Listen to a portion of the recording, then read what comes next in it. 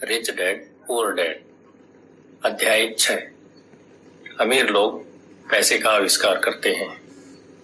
पिछली रात मैंने लिखना बंद किया और अलेक्जेंडर ग्राहम बेल के जीवन पर आधारित एक टीवी कार्यक्रम देखा। बेल ने टेलीफोन का पेटेंट करवाया था और उनकी नई खोज की बहुत मांग थी।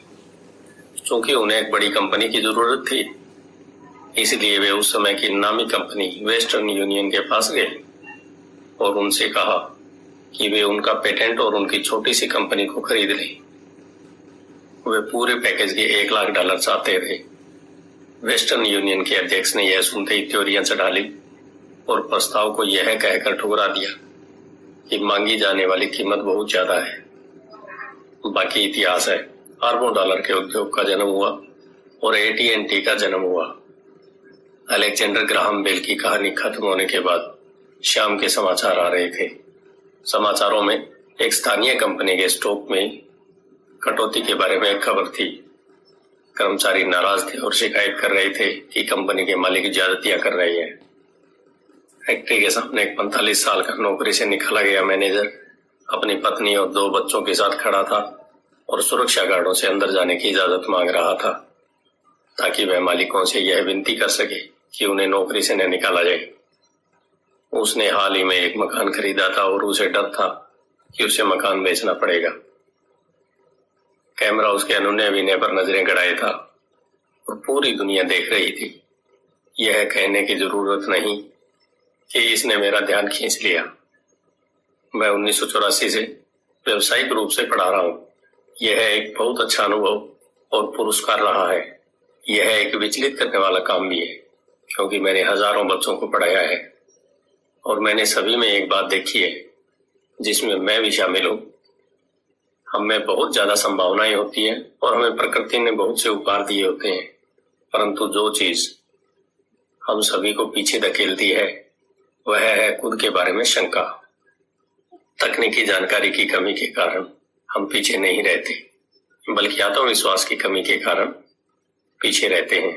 कई लोगों पर इसका असर ज्यादा होता है। एक बार हम स्कूल छोड़ देते हैं। कॉलेज डिग्री के होने या अच्छे नंबर आने का कोई खास महत्व नहीं होता। शैक्षणिक माहौल के बाहर असली जिंदगी में अच्छे नंबरों से ज्यादा महत्वपूर्ण चीज की जरूरत होती है। इसे गट्स, बहादुरी, चालाकी, साहस, प्रतिभा, जोखिम लेने की क्षमता इत्यादि के नाम से पुकारा जाता है। यह तत्व, चाहे इसे किसी भी नाम से पुकारा जाए, कुल मिलाकर हमारे भविष्य पर स्कूल के नंबरों से ज्यादा असर डालता है।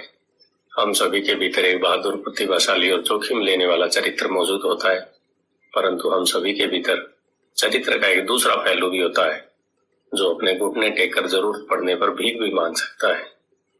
मैरीन कॉर्प्स के पायलट के रूप में वियतनाम में 1 साल रहने के बाद मुझे अपने भीतर छुपे इन दोनों चरित्रों के बारे में अंतरंग जानकारी मिली। दोनों में से किसी को भी बुरा नहीं कहा जा सकता, परंतु एक अध्यापक के रूप में मैंने यह जाना कि व्यक्ति की प्रतिभा के सबसे बड़े दुश्मन है बहुत ज्यादा डर और खुद की क्षमताओं के बारे में शंका। यह देखकर मुझे दुख होता था कि कई विद्यार्थी जवाब जानते थे, परंतु उनमें जवाब देने की हिम्मत नहीं थी। असली जिंदगी में स्मार्ट लोग आगे नहीं बढ़ पाते, बहादुर लोग आगे बढ़ जाते हैं। मेरे अपने अनुभव में आपके फाइनेंशियल जीनियस के लिए तकनीकी ज्ञान भी जरूरी है और साहस भी। अगर आपको बहुत ज्यादा डर लगता है तो आपकी प्रतिभा का दमन होता है। मेरी कक्षाओं में मैं विद्यार्थियों को बहुत प्रेरित करता हूँ कि वे खतरे लेना सीखें, बहादुर बने और अपने प्रतिभा के द्वारा अपने डर को ताकत और चतुराई में बदल लें। कुछ लोगों के लिए ऐसे सिद्धांत काम करता है जबकि कईयों को यह डरावना लगता है। मैंने यह भी जाना है कि ज्यादातर लोग पैसे के बारे में बहुत सुरक्षित खेल खेलना पसंद करते हैं। मैंने ऐसे सवाल भी सुने हैं, जोखिम क्यों लिए जाए, अपने फाइनेंशियल IQ को विकसित करने की झंझट क्यों उठाई जाए, मैं पैसे की समझ क्यों विकसित करूं? और मैं जवाब जानता हूं, केवल इसलिए ताकि आपके पास ज्यादा विकल्प हो। हमारे आगे बहुत से परिवर्तन खड़े हैं। जिस तरह मैंने इस अध्याय के शुरू में युवा अलेक्जेंडर ग्राहम बेल की कहानी बताई थी, आगे आने वाले सालों में उनकी तरह के कई और लोग होंगे बिल गेट्स की तरह के सैकड़ों लोग होंगे और दुनिया भर में हर साल माइक्रोसॉफ्ट जैसे बहुत सी अत्यधिक सफल कंपनियां बनेंगी और दिवालियापन, कंपनी बंद होने, स्टाफ निकालने की बहुत सी घटनाएं होंगी। तो आपको फाइनेंशियल आईक्यू विकसित करने की झंझट में क्यों पड़ना चाहिए? इसका जवाब कोई और नहीं दे सकता, आप खुद दे सकते हैं। परंतु मैं आपको बता दूं कि मैं ऐसा क्यों करता हूं। मैं इसलिए ऐसा करता हूं क्योंकि आज का युग सबसे ज्यादा रोमांचकारी युग है। मैं चाहता हूं कि मैं परिवर्तन से डरने के बजाय उसका स्वागत करूं। मैं चाहता हूं कि मैं लाखों करोड़ों बनाने के बारे में रोमांचित रहूं, न कि सिर्फ अपनी तनख्वाह बढ़ाने के बारे में। आज का युग सर्वाधिक रोमांचकारी समय है जो दुनिया के इतिहास में अभूतपूर्व है। कई पीढ़ियों के बाद लोग इस युग याद करते हुए यह कहेंगे कि यह कितना ज्यादा रोमांचकारी रहा होगा। इसे पुराने की मौत, नए का जन्म का युग कहा जाएगा। इस युग में बहुत उथल पुथल थी और रोमांच भी था। तो अपने फाइनेंशियल आईक्यू को विकसित करने की झंझट क्यों उठाई जाए? क्योंकि अगर आप ऐसा करते हैं तो आप ज्यादा अमीर हो जाएंगे, और अगर आप ऐसा नहीं करते हैं तो आगे आने वाला समय आपके लिए डरावना होगा। उस समय में आप बहादुरी से आगे बढ़ने वाले लोगों को सफल होते देखेंगे और पुराने सिद्धांतों से जकड़े रहने वाले लोगों को असफल होते देखेंगे। 300 साल पहले जमीन ही संपत्ति थी, इसलिए जिस आदमी के पास जमीन थी उसके पास संपत्ति थी। फिर फैक्ट्रियां आई, उत्पादन शुरू हुआ और अमेरिका में अपना दबदबा बना लिया। उद्योगपति के पास संपत्ति आ गई। आज सूचना का युग है, इसलिए जिस आदमी के पास जितनी ज्यादा और जल्दी सूचना आ जाती है वह अमीर हो जाता है। समस्या यह है कि सूचना दुनिया भर में प्रकाश की गति से उड़ रही है। इस नई संपत्ति को सीमाओं और दायरों में नहीं बांधा जा सकता जिस तरह जमीन और फैक्ट्रियों को बांधा जा सकता था। परिवर्तन ज्यादा तेज और ज्यादा नाटकीय होंगे। नए करोड़पतियों की संख्या में नाटकीय बढ़ोतरी होगी। ऐसे भी लोग होंगे जो पीछे छूट जाएंगे। आज मैं इतने सारे लोगों को संघर्ष करते देखता हूँ और प्राय ज्यादा कड़ी मेहनत करते देखता हूँ। तो ऐसा सिर्फ इसलिए होता है क्योंकि वे पुराने विचारों को कसकर पकड़े रहते हैं। वे चाहते हैं कि चीजें उनके हिसाब से हो। वे परिवर्तन का विरोध करते हैं। मैं ऐसे लोगों को जानता हूँ जिनकी नौकरी छूट गई है, घर बिक गया है, और वे इसके लिए टेक्नोलॉजी, अर्थव्यवस्था या अपने बॉस को दोष देते हैं। दुर्भाग्य से उन्हें यह महसूस ही नहीं होता कि वे भी समस्या का कारण हो सकते हैं। पुराने विचार उनके सबसे बड़े विरोधी बन जाते हैं, और ऐसा इसलिए होता है क्योंकि वे यह नहीं जान पाते कि जो विचार पुराने जमाने में संपत्ति था वह आज इसलिए नहीं है क्योंकि जमाना आगे बढ़ चुका है। एक दोपहर मैं अपने द्वारा इजाद किए गए बोर्ड गेम कैश फ्लो से शिक्षा दे रहा था। मेरा एक दोस्त किसी को अपने साथ लेकर आया ताकि वह भी सीख सके। दोस्त का हाल ही में तलाक हुआ था। तलाक के मुकदमे में उसके हाथ बुरी तरह जल गए थे और वह अब कुछ जवाब ढूंढ रही थी। उसके मित्र को लगा कि शायद इस खेल से उसे कुछ सीखने को मिलेगा। इस खेल को इस तरह से बनाया गया है ताकि लोग यह सीख सकें कि पैसा किस तरह काम करता है। खेलने के दौरान वे इनकम स्टेटमेंट और बैलेंस शीट के आपसी संबंध के बारे में सीखते हैं। वे सीखते हैं कि किस तरह दोनों के बीच कैश का फ्लो होता है और किस तरह पैसे की राह में आपको अपनी संपत्ति वाले कॉलम से निकलने वाले मासिक कैश फ्लो को बढ़ाना होता है ताकि यह आपके मासिक खर्च से ज्यादा हो जाए। एक बार आप इसे हासिल कर लेते हैं तो आप चूहा दौड़ से बाहर निकल जाते हैं और तेज राह पर चल पड़ते हैं। जैसा मैंने कहा है, कुछ लोग इस खेल से नफरत करते हैं, कुछ इससे प्रेम करते हैं और कुछ इसका मतलब ही नहीं समझ पाते। एक महिला ने कुछ सीखने का बहुमूल्य अवसर खो दिया। शुरुआती राउंड में उसने एक डुडेट कार्ड खींचा जिस पर एक नाव बनी हुई थी। पहले तो वह खुश हुई, अरे मेरे पास तो एक नाव है। फिर जब उसके मित्र ने यह बताया कि किस तरह आंकड़े उसके इनकम स्टेटमेंट और बैलेंस शीट पर काम करते हैं तो वह कुंठित हो गई क्योंकि उसे गणित जरा भी पसंद नहीं था। बाकी के खिलाड़ियों ने शांतिपूर्वक इंतजार किया जब उनका दोस्त इनकम स्टेटमेंट, बैलेंस शीट और मासिक कैश फ्लो के बारे में उसे समझाता है। अचानक जब उसने यह जान लिया कि आंकड़े किस तरह काम करते हैं तो उसे यह जानकर झटका लगा कि उसकी नाव उसे जिंदा खा रही है। बाद में वह डाउन साइज हो गई और उसे एक बच्चा भी हो गया। यह उनके लिए एक भयानक खेल साबित हुआ। कक्षा के बाद उसका दोस्त आया और उसने मुझे बताया कि वह बहुत विचलित है। वह कक्षा में निवेश के बारे में सीखने के लिए आई थी और उसे यह बहुत मूर्खतापूर्ण लगा था कि इतने बेकार खेल को खेलने में इतना ज्यादा समय बर्बाद किया जाए। उसके मित्र ने उसे यह समझाने की कोशिश की कि वह अपने भीतर झांक कर देखे कि क्या यह खेल उसके किसी अंदरूनी पहलू को उजागर कर रहा है। इस सुझाव पर उस महिला ने अपना पैसा वापस मांग लिया। उसने कहा कि यह विचार मूर्खतापूर्ण है कि कोई खेल किसी के अंदरूनी पहलू को उजागर करता है। उसका पैसा तत्काल वापस कर दिया जाए और वह वापस चली गई। 1984 से मैं करोड़ों कमा रहा हूँ और सिर्फ इसलिए कमा रहा हूँ क्योंकि स्कूल सिस्टम वह नहीं सिखा था जो मैं सिखा रहा हूँ। स्कूल में ज्यादातर शिक्षक भाषण देते हैं। अपने छात्र जीवन में मुझे भाषणों से चिढ़ थी। मुझे बहुत जल्दी बोरियत हो जाती थी और मेरा दिमाग इधर उधर भटकने लगता था। 1984 में मैंने खेल खेल में शिक्षा देना चालू किया। मैंने वयस्क विद्यार्थियों को प्रोत्साहित किया कि वे इन खेलों को ज्ञान बढ़ाने के इस पहलू से देखें कि वे क्या जानते हैं और उन्हें क्या सीखना चाहिए। सबसे महत्वपूर्ण बात यह है कि इस खेल में आदमी के व्यवहार पर भी प्रकाश पड़ता है।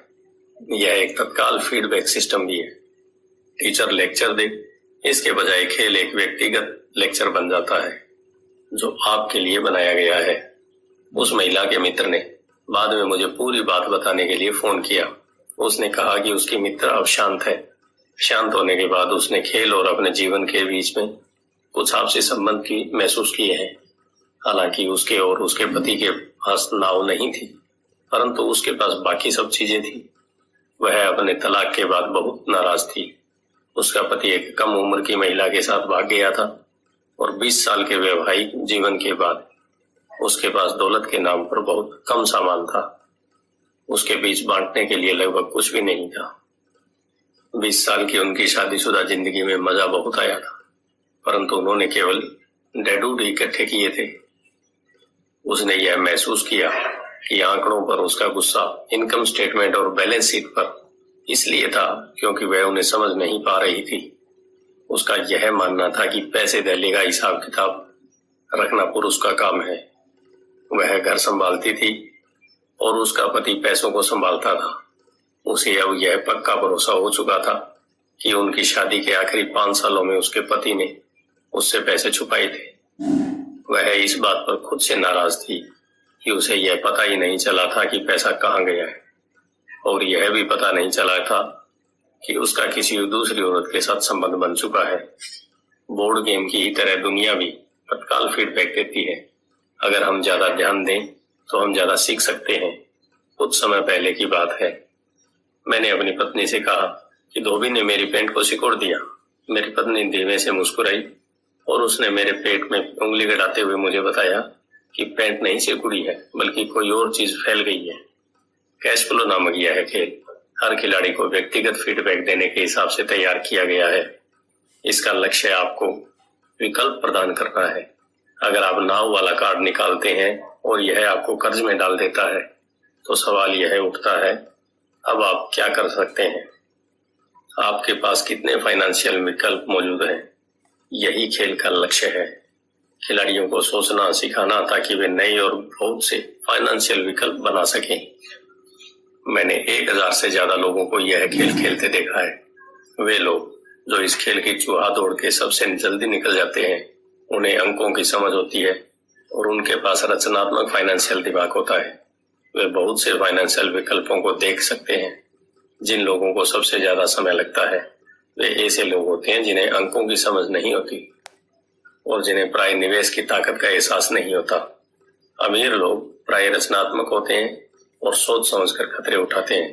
कैश फ्लो खेलने वाले कई ऐसे भी लोग होते हैं जो इस खेल में बहुत सा पैसा तो कमा लेते हैं, परंतु उन्हें यह नहीं पता होता कि वे इस पैसे का क्या करें। उनसे ज्यादातर असली जिंदगी में भी आर्थिक रूप से सफल नहीं होते। हर कोई उनसे आगे निकल जाता है इस तथ्य के बावजूद कि उनके पास पैसा होता है, और यही असली जिंदगी में भी होता है। ऐसे बहुत से लोग हैं जिनके पास बहुत सा पैसा होता है और फिर भी वे आर्थिक रूप से आगे नहीं बढ़ पाते।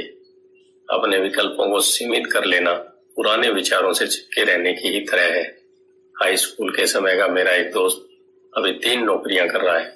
20 साल पहले वह मेरे सभी सहपाठियों में सबसे अमीर हुआ करता था। जब स्थानीय शुगर प्लांटेशन बंद हुआ तो वह जिस कंपनी के लिए काम करता था वह भी बंद हो गई। उसके दिमाग में केवल एक विकल्प था और वह पुराना विकल्प था, कड़ी मेहनत करो। समस्या यह थी कि उसे कोई बराबरी की नौकरी नहीं मिल पाई जो पुरानी कंपनी में उसकी वरिष्ठता को माने।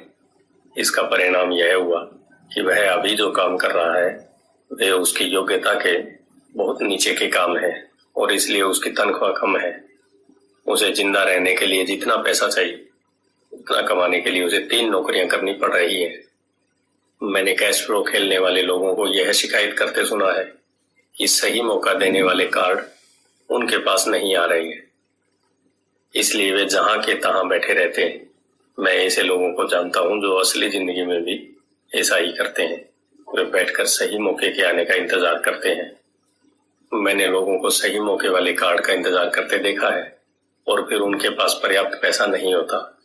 फिर वे यह शिकायत करते हैं कि अगर उनके पास ज्यादा पैसा होता तो वे चूहा दौड़ के बाहर निकल सकते थे, इसलिए वे वहीं बैठे रहते हैं। मैं असली जिंदगी में भी ऐसे लोगों को जानता हूं जो यही करते हैं। वे महान अवसर देखते हैं परंतु उनके पास पैसा नहीं होता और मैं देखता हूं कि लोग एक महान अवसर वाले कार्ड को खींचते हैं, उसे जोर से पढ़ते हैं और उन्हें यह पता ही नहीं होता कि यह एक महान अवसर है। उनके पास पैसा भी होता है, समय भी होता है, कार्ड भी होता है, परंतु वे अवसर को नहीं देख पाते। वे यह देखने में असफल हो जाते हैं कि चूहा दौड़ से बच निकलने के लिए यह किस तरह उनकी फाइनेंशियल योजना में फिट होता है। और मेरी राय में इस तरह के लोग दूसरे सभी तरह के लोगों से ज्यादा संख्या में होते हैं। ज्यादातर लोगों की जिंदगी में एक बार मिलने वाला सुनहरा अवसर उनके सामने पड़ा हुआ मिलता है, परंतु वे उसे नहीं देख पाते। 1 साल बाद उन्हें इसका पता चलता है जब बाकी सभी लोग अमीर बन जाते हैं। फाइनेंशियल बुद्धि का मतलब है ज्यादा विकल्प होना। अगर अवसर आपके सामने नहीं आ रहे हैं तो आप अपनी आर्थिक स्थिति सुधारने के लिए क्या कर सकते हैं। अगर कोई अवसर आपकी गोद में आ रहा है और आपके पास पैसा नहीं है और बैंक वाले आपको उधार नहीं दे रहे हैं तो आप उस अवसर से कैसे लाभ उठा सकते हैं। अगर आपका अनुमान गलत है और अगर आप इसकी उम्मीद करते हैं कि वह नहीं होता है तो आप किस तरह एक नींबू को लाखों में बदल सकते हैं। यह फाइनेंशियल बुद्धि है। क्या होता है, इससे हमारा ज्यादा सरोकार नहीं है, बल्कि आप एक नींबू को लाखों में बदलने के लिए कितने अलग अलग तरह के आर्थिक समाधान खोज सकते हैं। इसका मतलब है कि आप अपने पैसे की समस्या को सुलझाने में कितने रचनात्मक है। ज्यादातर लोग केवल एक समाधान जानते हैं, कड़ी मेहनत करो, बचत करो और उधार लो। तो आपको अपनी फाइनेंशियल बुद्धि क्यों पढ़ानी चाहिए? क्योंकि आप उस तरह के इंसान होना चाहते हैं जो अपनी किस्मत खुद बनाता हो। आप जो होता है उसे होने देते हैं और उसे बेहतर में बदलने की क्षमता रखते हैं। बहुत कम लोग यह समझ पाते हैं कि किस्मत भी हम ही बनाते हैं, जिस तरह की पैसा बनाया जाता है। अगर आप ज्यादा किस्मत वाले होना चाहते हैं और ज्यादा पैसा बनाना चाहते हैं तो कड़ी मेहनत करने के अलावा आपकी फाइनेंशियल बुद्धि महत्वपूर्ण है। अगर आप उस तरह के आदमी हैं जो सही चीज होने का इंतजार करता है तो शायद आपको बहुत लंबे समय तक इंतजार करना पड़ेगा। यह तो उसी तरह की बात हो गई कि आप गैरेज से गाड़ी निकालने से पहले यह पक्का करना चाहिए कि अगले 5 मील तक भी सभी स्ट्रीट लाइटें हरी हो। जब हम छोटे थे तो अमीर डैडी माइक और मुझे लगातार यह बताते थे, पैसा असली नहीं है। अमीर डैडी हमें बार बार यह याद दिलाया करते थे कि जब हमने प्लास्टर ऑफ पेरिस के सिक्के डाले थे तो हम पैसे के रहस्य के करीब, सबसे करीब आ गए थे, क्योंकि हम पैसा बना रहे थे। गरीब और मध्यम वर्ग पैसे के लिए काम करते हैं। उनका कहना है अमीर लोग पैसे बनाते हैं। आप धन को जितना असली समझेंगे आप उसके लिए उतनी ही ज्यादा मेहनत से काम करेंगे। अगर आप इस विचार को मन में उतार लें कि पैसा असली चीज नहीं है तो आप ज्यादा तेजी से अमीर बन सकते हैं। अगर पैसा असली चीज नहीं है तो फिर क्या है? माइक और मैं उनसे यह सवाल पूछते थे। पैसा वह है जिसके बारे में हम सहमत हो जाएं। अमीर डैडी इतना ही जवाब देते थे। हमारे पास जो इकलौती सबसे शक्तिशाली पूंजी है वह है हमारा दिमाग। अगर इसे अच्छी तरह प्रशिक्षित कर दिया जाए तो यह एक पल में ढेर सारी दौलत बना सकता है। इतनी दौलत कि 300 साल पहले के राजाओं और रानियों ने सपने में भी नहीं देखी होगी। एक अप्रशिक्षित व्यक्ति बहुत ज्यादा गरीबी भी बना सकता है, जो पीढ़ी दर पीढ़ी चलने के कारण कई पीढ़ियों तक बनी रह सकती है। सूचना के इस युग में पैसा मिनटों में बन जाता है।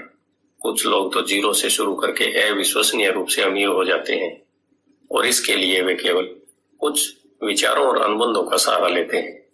आपको यह बात वे लोग आसानी से बता सकते हैं जो स्टॉक मार्केट में ट्रेडिंग करते हैं या दूसरे निवेश करते हैं, क्योंकि वहां अक्सर ऐसा होता रहता है। कुछ नहीं से तत्काल करोड़ों बनाए जा सकते हैं और कुछ नहीं से मेरा मतलब है बिना पैसे के लेन देन के। यह अनुबंध के द्वारा किया जाता है। ट्रेडिंग पीठ में हाथ के एक संकेत से टोरंटो के ग्राहक के आदेश पर लिस्बन के ट्रेडर्स की स्क्रीन पर बत्ती जलती है और शेयर पल भर में टोरंटो पहुंच जाते हैं। 1 मिनट बाद शेयर बेचने का आदेश दिया जाता है और वे पल भर में बिक जाते हैं। इस पूरे मामले में धन का लेन देन नहीं हुआ, अनुबंधों का हुआ था। तो अपनी फाइनेंशियल प्रतिभा क्यों विकसित करें? इसका जवाब केवल आप ही दे सकते हैं।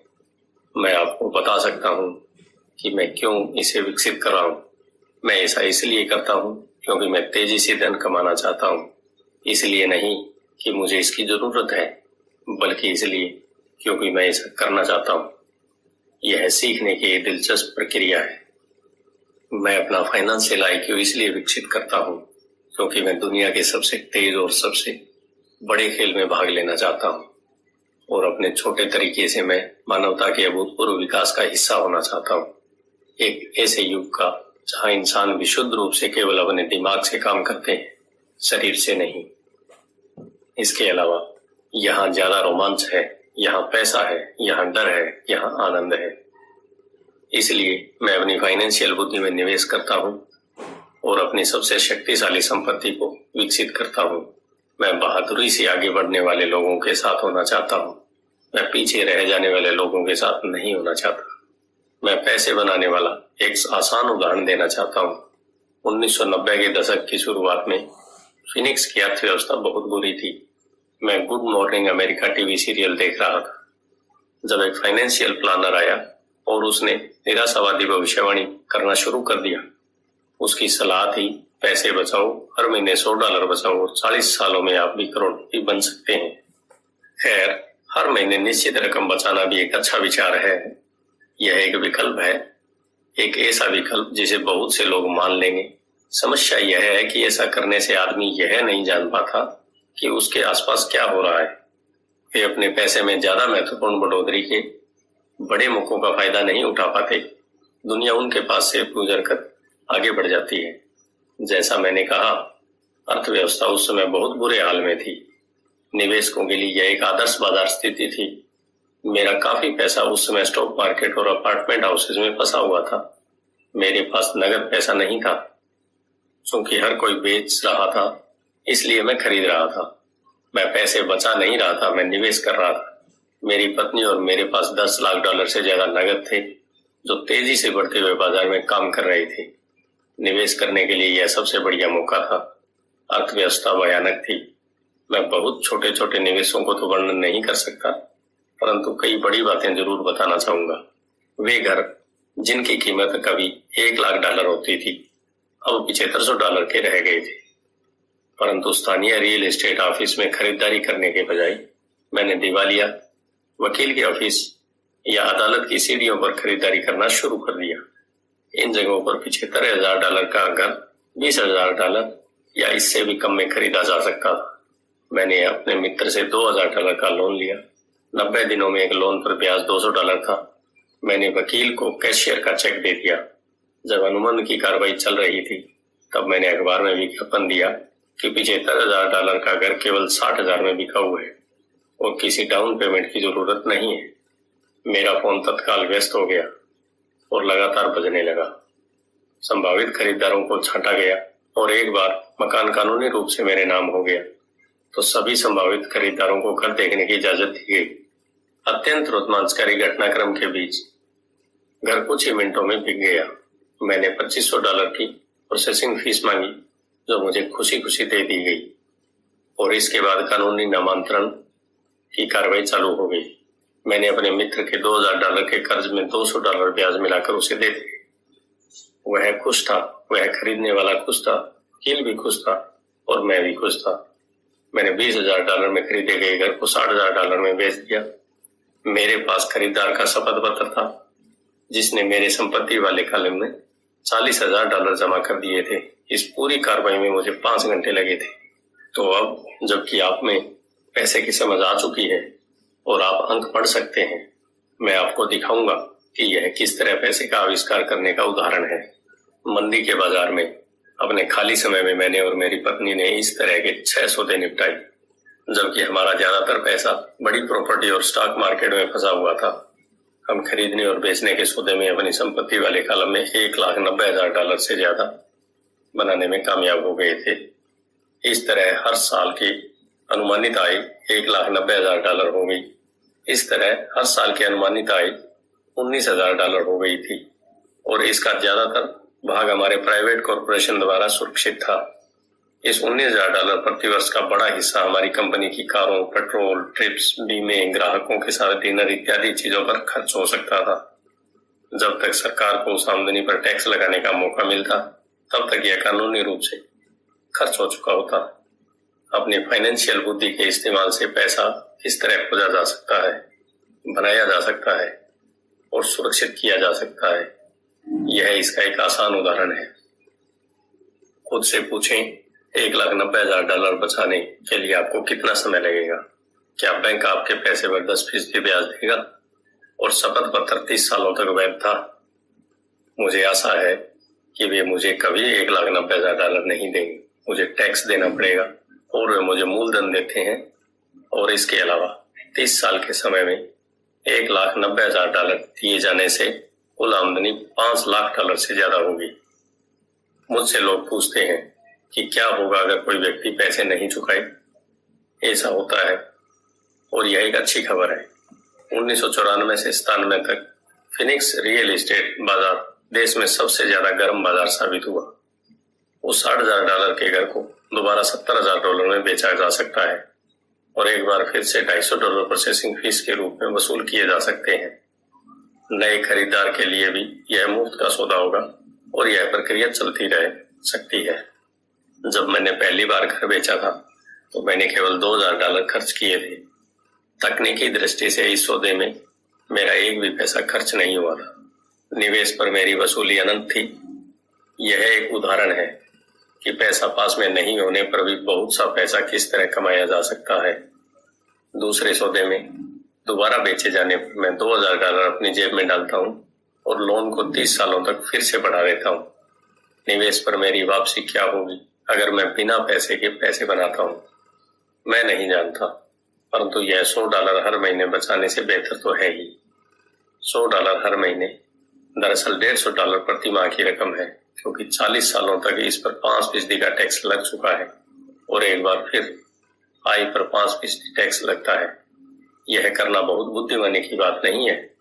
यह सुरक्षित हो सकता है परंतु यह स्मार्ट नहीं है। आज 1997 में जब मैं यह पुस्तक लिख रहा हूँ तो बाजार की स्थितियां 5 साल पहले की स्थिति से भी पूरी तरह अलग है। फिनिक्स का रियल एस्टेट बाजार पूरे अमेरिका की ईर्ष्या का केंद्र बना हुआ है। जो घर उस समय हमने $60,000 में बेचे थे, आज उनकी कीमत $1,10,000 हो चुकी है। अब भी ऐसे मौके हैं, परंतु अब उनकी खोज करने में मुझे बहुत समय और पैसा खर्च करना पड़ेगा।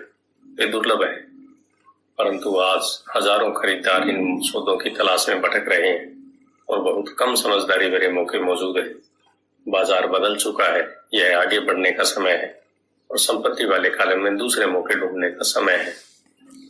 आप यहाँ ऐसा नहीं कर सकते, यह कानून के खिलाफ है। आप झूठ बोल रहे हैं। मैं इस तरह की प्रतिक्रियाओं को ज्यादा सुनता हूँ और क्या आप मुझे ऐसा करने का तरीका बता सकते हैं? यह आग्रह कम सुनता हूँ। गणित आसान है, आपको इसमें बीजगणित या कैलकुलेशन की जरूरत नहीं है। मैं ज्यादा इसलिए नहीं लिखता क्योंकि एस्क्रो कंपनी कानूनी सौदों को संभालती है और भुगतान की सेवा को भी।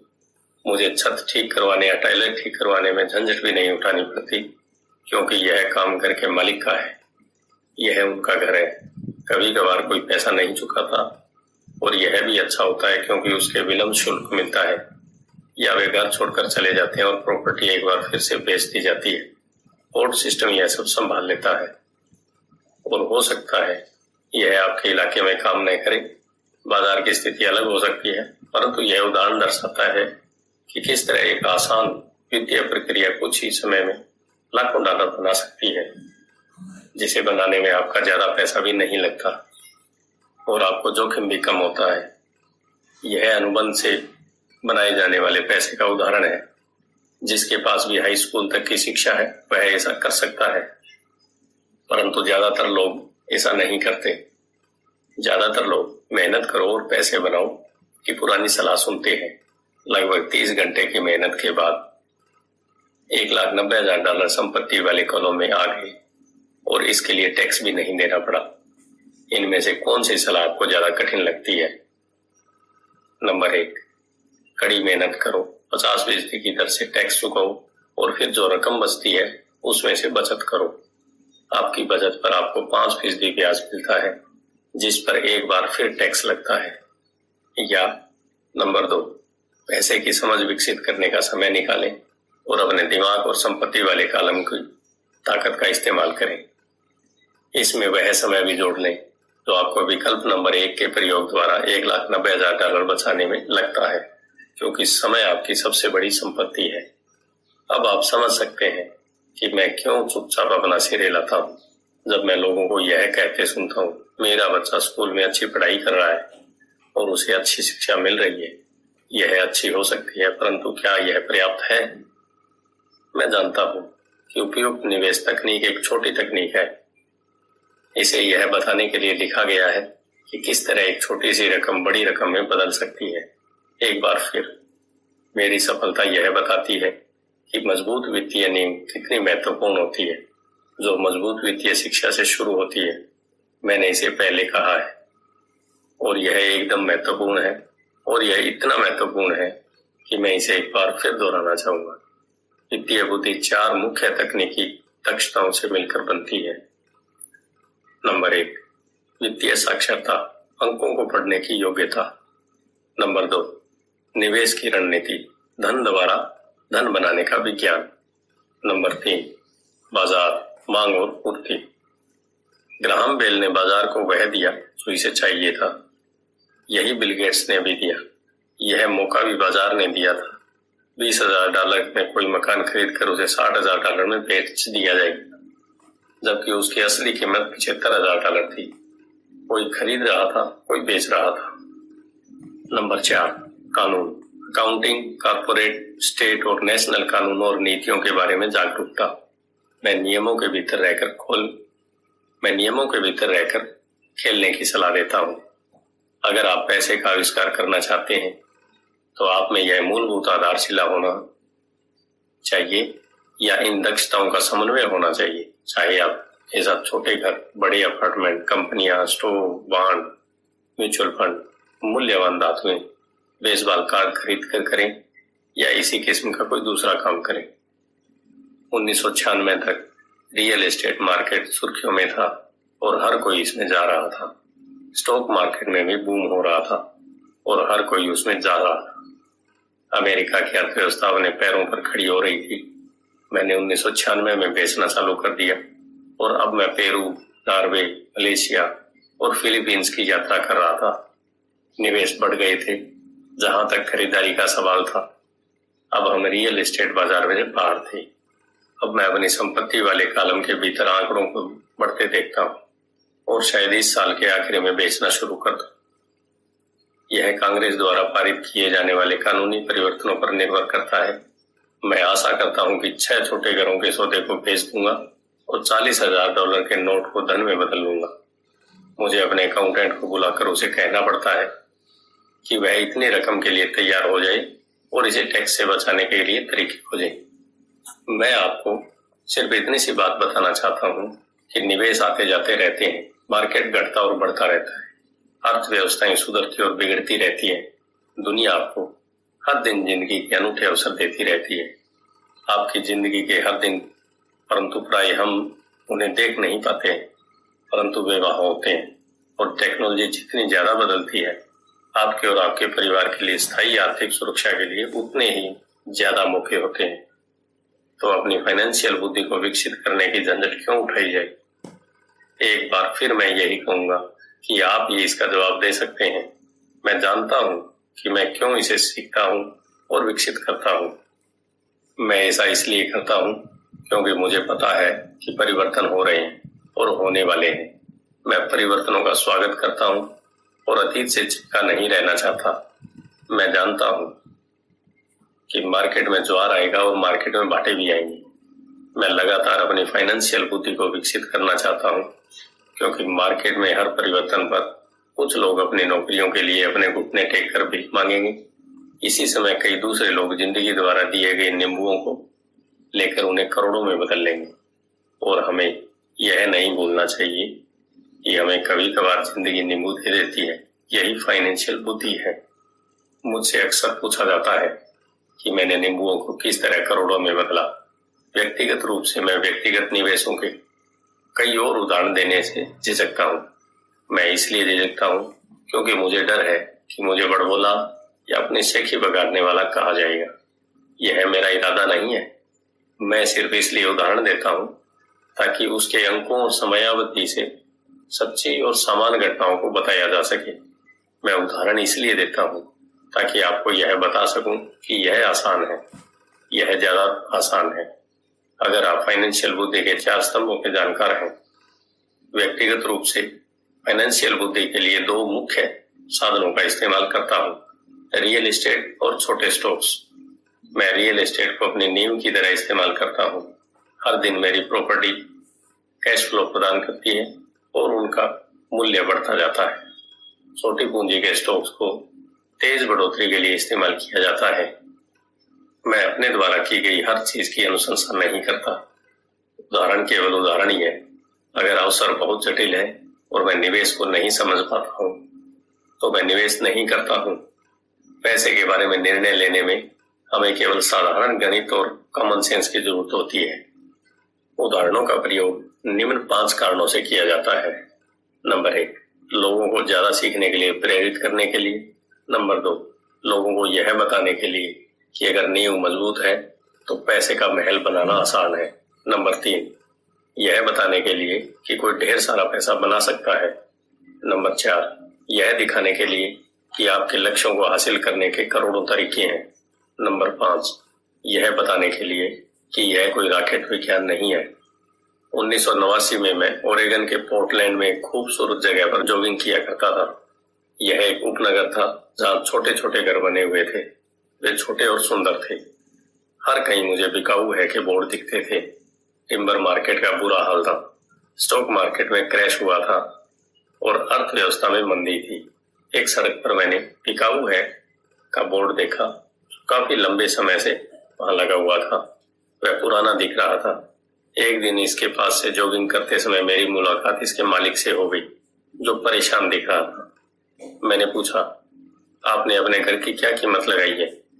मालिक घूमा और फीकी मुस्कुराहट के साथ कहा, आप कीमत लगा ले। यह 1 साल से ज्यादा समय से बिका हुआ है और अब तक कोई इसे देखने तक नहीं आया। मैंने कहा और आधे घंटे बाद मैंने इसे $20,000 में खरीद लिया, जो उसके द्वारा मांगी गई कीमत से कम थी। यह 2 बेडरूम का छोटा सा सुंदर घर था, जिसकी खिड़कियों पर जिंजर ब्रेड ट्रिम था। यह 1930 में बना था और इसका रंग हल्का नीला था। अंदर एक सुंदर चट्टानी अंगीठी थी और छोटे छोटे 2 बेडरूम थे। यह किराए पर देने के लिए एक आदर्श घर था। मैंने मालिक को $45,000 के घर के लिए $5,000 नकद दिए, जिसकी असली कीमत $65,000 होगी। परंतु दिक्कत सिर्फ इतनी थी कि इसे कोई खरीदना नहीं चाहता था। मालिक ने 1 हफ्ते में इसे खाली कर दिया और वह इससे पीछा छुड़ाकर खुश हुआ। मेरा पहला किराएदार वहां आ गया, जो एक स्थानीय कॉलेज में प्रोफेसर था। मॉर्गेज, खर्च और मैनेजमेंट फीस चुकाने के बाद हर महीने के आखिर में मेरी जेब में $40 आते थे, जो बहुत बड़ी रकम नहीं थी। एक साल बाद ओरेगन का रियल एस्टेट बाजार मंदी से उबर गया और बढ़ने लगा। कैलिफोर्निया के निवेशकों के पास अपने रियल एस्टेट मार्केट की तेजी का बहुत सा पैसा था और अब वे उत्तर दिशा में आकर ओरेगन और वाशिंगटन में खरीदारी कर रहे थे। मैंने उस छोटे घर को कैलिफोर्निया से आए एक युवा दंपति को $95,000 में बेच दिया, जिन्हें यह बहुत सस्ता सौदा लग रहा था। इस सौदे में मुझे लगभग $40,000 का कैपिटल गेन हुआ, जो मैंने 1031 के टैक्स विहीन एक्सचेंज में रख दिया और मैं अपने पैसे को लेकर कोई बड़ी प्रॉपर्टी खरीदने चल दिया। एक महीने में मुझे बीवरटन ओरेगन में इंटेल प्लांट के पास एक 12 यूनिट का एक अपार्टमेंट मिल गया। उसके मालिक जर्मनी में रहते थे और उन्हें इसकी कीमत का अंदाजा ही नहीं था और यह एक बार फिर वे इसका पीछा छुड़ाना चाहते थे। मैंने $4.5 लाख की इमारत के लिए $2,75,000 का प्रस्ताव किया। वे $3 लाख पर मान गए। मैंने इसे खरीद लिया और इसे 2 साल तक अपने पास रखा। फिर उसी 1031 एक्सचेंज प्रक्रिया का फायदा उठाते हुए मैंने उस इमारत को $4,95,000 में बेच दिया और एरिजोना फिनिक्स में 30 यूनिट का अपार्टमेंट खरीद लिया। तब तक हम फिनिक्स चले गए थे। हमें वैसे भी इसे बेचना था। पहले जो हाल ओरेगन के बाजार का था, वही मंदी का माहौल फिनिक्स के रियल एस्टेट मार्केट में देखने को मिला। फिनिक्स में 30 यूनिट की अपार्टमेंट बिल्डिंग की कीमत $8,75,000 थी। इसमें से $2,25,000 डाउन पेमेंट थी। 30 यूनिट से आने वाला $5,000 प्रति माह से कुछ ज्यादा था। एरिजोना का बाजार भी बढ़ने लगा और 1996 में एक कोलोरेडो के निवेशक ने हमें उस प्रॉपर्टी के लिए $12 लाख देने का प्रस्ताव रखा। मेरी पत्नी और मैं बेचने पर विचार कर रहे थे, परंतु हमने यह देखने का इंतजार किया कि क्या कांग्रेस कैपिटल गेन कानूनों में परिवर्तन करेगी। अगर वह परिवर्तन करती है तो प्रॉपर्टी की कीमत 15 से 20% तक बढ़ जाएगी। इसके अलावा हर महीने $5,000 मिलते रहना अच्छा लगता था। इस उदाहरण में मुद्दे की बात यह है कि किस तरह एक छोटी रकम एक बड़ी रकम में बदली जा सकती है। एक बार फिर मैं यह कहना चाहता हूं कि इसके लिए फाइनेंशियल स्टेटमेंट, निवेश की रणनीति, बाजार की समझ और कानून की जानकारी होनी चाहिए। अगर लोग इन विषयों के बारे में जानकारी नहीं रखते हैं तो स्पष्ट रूप से वे स्टैंडर्ड सलाह का पालन करेंगे, जो कहती है सुरक्षित खेलो और सुरक्षित निवेशों में पैसा लगाना चाहिए। सुरक्षित निवेशों के साथ समस्या यह है कि वे अक्सर बहुत कम मुनाफा देते हैं। उन्हें इतना सुरक्षित बना दिया जाता है कि उनसे मिलने वाला मुनाफा कम हो जाता है। ज्यादातर बड़े ब्रोकरेज हाउसेज जोखिम भरे सौदों से बचते हैं ताकि वे खुद की और अपने ग्राहकों की सुरक्षा कर सके, और यह नीति समझदारी की भी है। असली गर्म सौदे नौसिखियों को नहीं दिए जाते। प्राय सर्वश्रेष्ठ सौदे उन लोगों के लिए सुरक्षित रखे जाते हैं जो इस खेल को अच्छी तरह समझते हैं, और ये सौदे अमीरों को और भी अमीर बना देते हैं। वैसे भी इस तरह के जोखिम भरे सौदे नौसिखियों के सामने रखना तकनीकी रूप से गैरकानूनी माना जाता है, परंतु ऐसा कभी कभार होता भी है। मैं जितना ज्यादा परिष्कृत होता जाता हूँ, उतने ही अवसर मुझे मिलते जाते हैं। जिंदगी में फाइनेंशियल बुद्धि विकसित करने का एक और फायदा यह होता है कि इससे हमारे सामने ज्यादातर अवसर आते हैं, और आपकी फाइनेंशियल बुद्धि जितनी ज्यादा बढ़ती है, आपके लिए यह बताना आसान होता है कि कोई सौदा अच्छा है या बुरा। आपकी बुद्धि तत्काल एक बुरे सौदे को पहचान सकती है या एक बुरे सौदे को अच्छे सौदे में बदल सकती है। मैं जितना ज्यादा सीखता हूँ, और सीखने के लिए भी बहुत कुछ बाकी है। मैं उतना ही ज्यादा पैसा सिर्फ इसलिए कमाता हूँ क्योंकि समय के साथ साथ मेरा अनुभव और बुद्धि बढ़ती जाती है। मेरे कुछ दोस्त अब भी सुरक्षित खेल खेल रहे हैं और अपने प्रोफेशन में कड़ी मेहनत कर रहे हैं, परंतु उनकी फाइनेंशियल बुद्धि विकसित नहीं हो पाई है, जिसे विकसित होने में बहुत समय लगता है। मेरी कुल जमा फिलॉसफी है अपनी संपत्ति वाले कॉलम में 20 बोना। यह मेरा फार्मूला है। मैं छोटे पैमाने पर शुरू करता हूँ और बीज बोता हूँ। कुछ बीज उग जाते हैं और कुछ नहीं उगते। हमारे रियल एस्टेट कॉर्पोरेशन में हमारे पास करोड़ों डॉलर की प्रॉपर्टी है। यह हमारा अपना REIT यानी रियल एस्टेट इन्वेस्टमेंट ट्रस्ट है। अब मैं आपको यह पते की बात बताना चाहता हूँ कि इन करोड़ों में से कई प्रॉपर्टीज तो $5,000 से $10,000 के निवेश से शुरू हुई थी।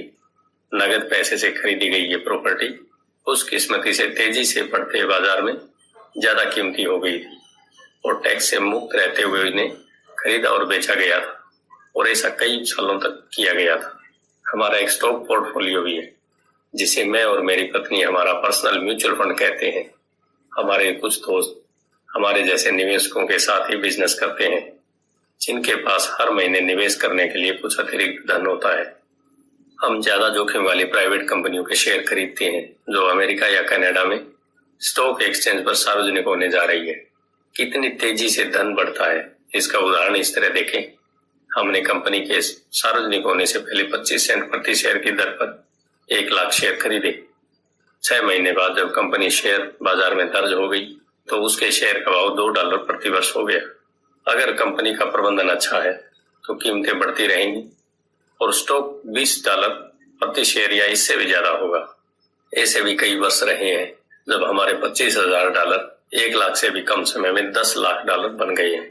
यह जुआ नहीं है अगर आप जानते हैं कि आप क्या कर रहे हैं। यह जुआ है अगर आप सौदे में अपना पैसा फेंक रहे हैं और भगवान से सफल होने की दुआ कर रहे हैं। आपको अपनी तकनीकी ज्ञान, बुद्धि और खेल के प्रति प्रेम की जरूरत होगी ताकि जोखिम कम से कम रहे। वैसे जोखिम तो होता ही है। यह फाइनेंशियल बुद्धि होती है जिससे आपकी सफलता के अवसर बढ़ जाते हैं। इसी कारण जो चीज एक आदमी के लिए जोखिम भरी होती है वह दूसरे आदमी के लिए उतनी ही जोखिम भरी नहीं होती। यह वह मूल कारण है जिसकी वजह से मैं लोगों को लगातार प्रेरित करता हूं कि वे स्टॉक, रियल एस्टेट या दूसरे बाजारों में निवेश करने के बजाय फाइनेंशियल बुद्धि में निवेश करें। आप जितने ज्यादा स्मार्ट होंगे आपके सफल होने के अवसर उतने ही ज्यादा होंगे। मैं व्यक्तिगत रूप से जिन स्टॉक्स में निवेश करता हूं उनमें बहुत ज्यादा जोखिम होता है और इसलिए मैं उनकी अनुशंसा नहीं करता। मैं इस खेल को 1979 से खेल रहा हूं और मैंने इसमें काफी अनुभव हासिल किया है।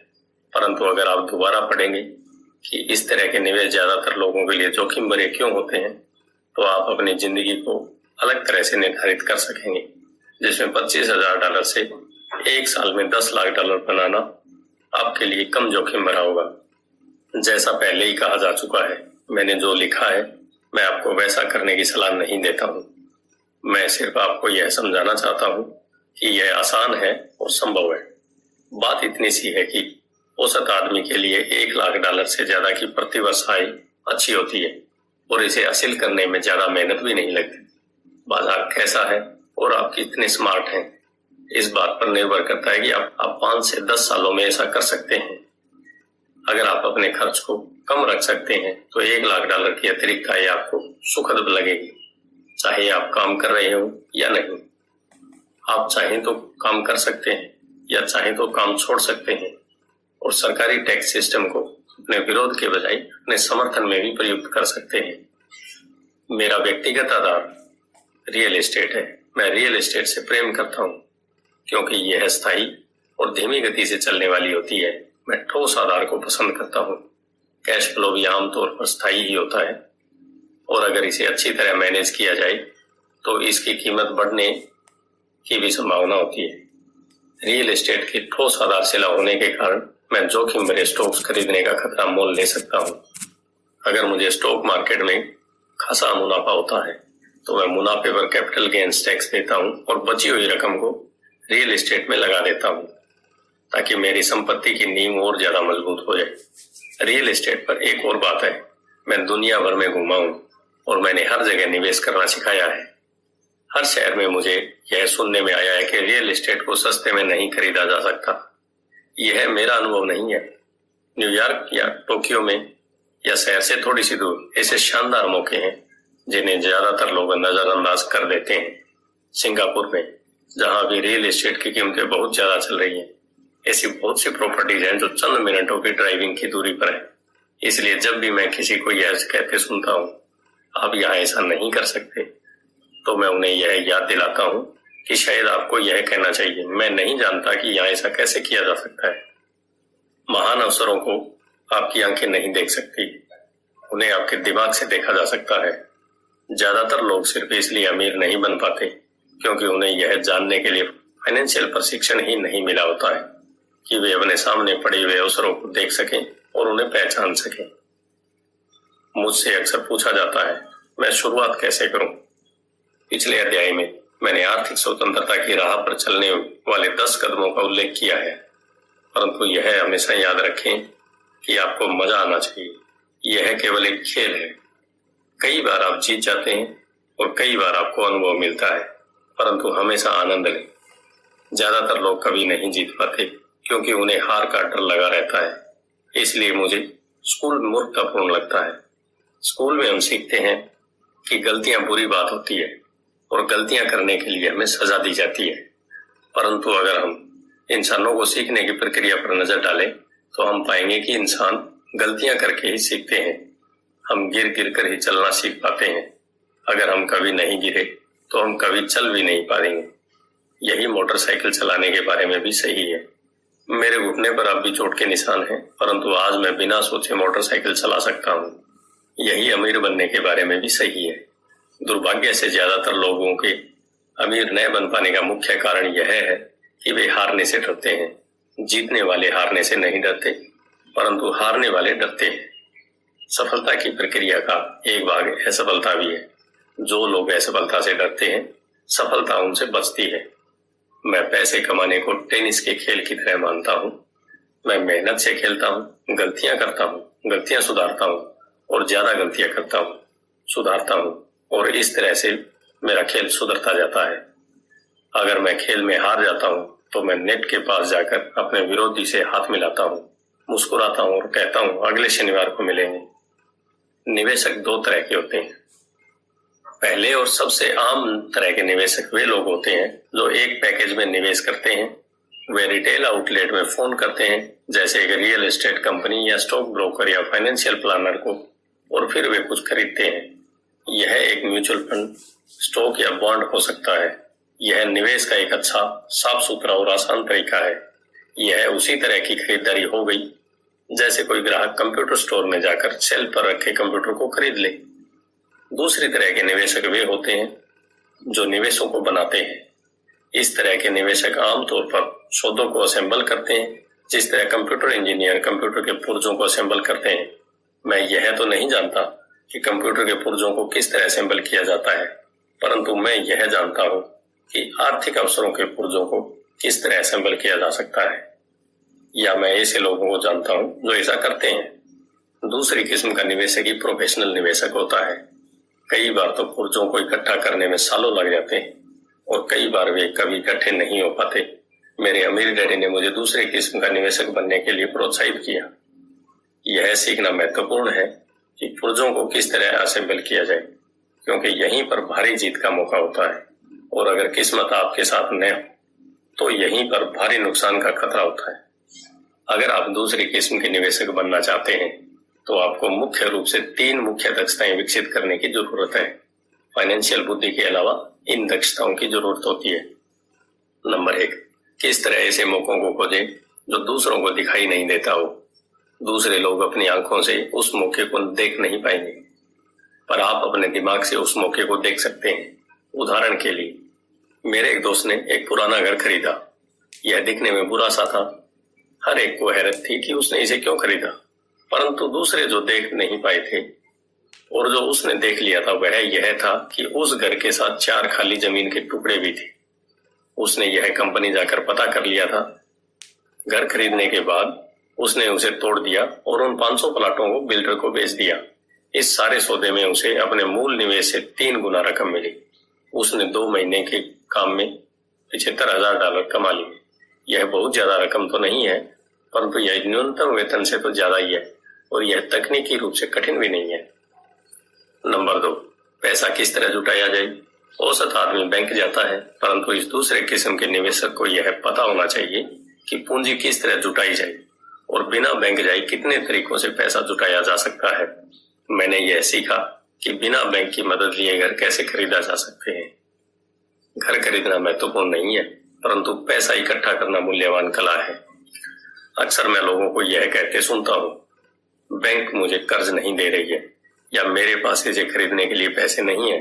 अगर आप दूसरी किस्म के निवेशक बनना चाहते हैं तो आपको यह सीखने की जरूरत है, क्योंकि इसी कारण ज्यादातर लोगों की योजनाएं ठप हो जाती है। दूसरे शब्दों में, ज्यादातर लोग सिर्फ इसलिए सौदे नहीं कर पाते क्योंकि उनके पास पैसा नहीं होता।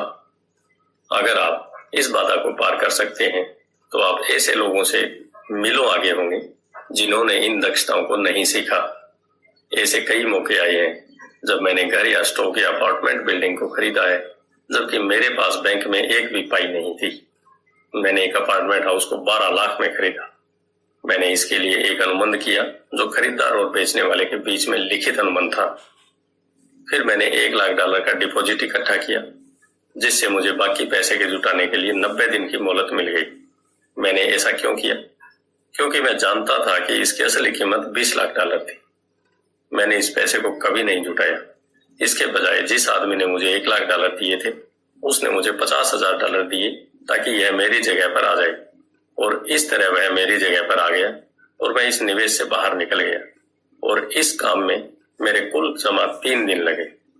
एक बार फिर मैं यह कहना चाहता हूं कि आप क्या खरीदते हैं यह महत्वपूर्ण नहीं है। महत्वपूर्ण यह है कि आप कितना जानते हैं। निवेश करना खरीदना नहीं है, यह एक ज्ञान है। नंबर 3, किस तरह स्मार्ट लोगों को संगठित किया जाए। ऐसे लोग समझदार होते हैं जो या तो अपने से ज्यादा समझदार लोगों के साथ काम करते हैं या उन्हें काम पर रखते हैं।